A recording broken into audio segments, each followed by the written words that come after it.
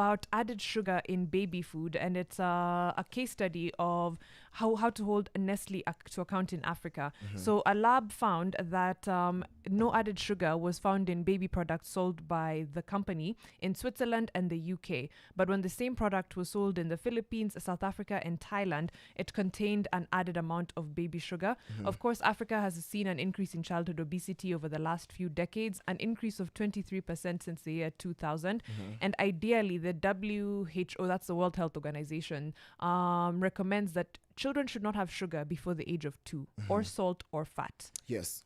And Nestle is a company that's actually very serious when it comes to production. It does not only have one product. It has Ceravita, it has Nescafe as we know it, it has Nestle Wheat Cerelac as we know it, hot drinking chocolate, among many more. And right now, this parity is raising questions simply because kids are not supposed to be introduced to high levels of sugar, at least below the ages of 3.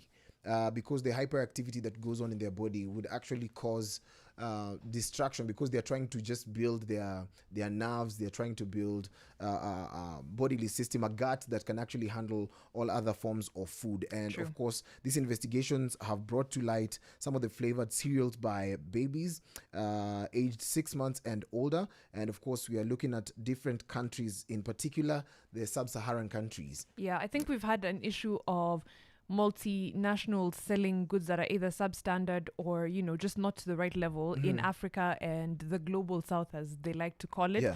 I remember there was a time women on Twitter went very hard against a certain company for selling pads that were substandard, because people would say, you buy their pad here and you're burning, itching, reacting, and you buy the exact same quote unquote pad abroad and it's made of fine cotton and it's comfortable to wear and everything is cozy. And it's not, I think there's many more examples of us being sold third world quality things, quote unquote, again. Third world products. I mean, do people take Africa seriously? I don't think we are taken seriously, because Mariam, I'm looking at a situation whereby if this child is introduced to sugar way early, high levels of obesity, we're also looking at high levels of addiction, in that they become a sweet tooth, meaning that a company is creating overdependence from when you're age 2 up until maybe you're an old person. So this overdependence is you being introduced to sugar early, and then it becomes something that you use overly. And there's high levels of obesity that is increasingly becoming a problem in low and middle income countries.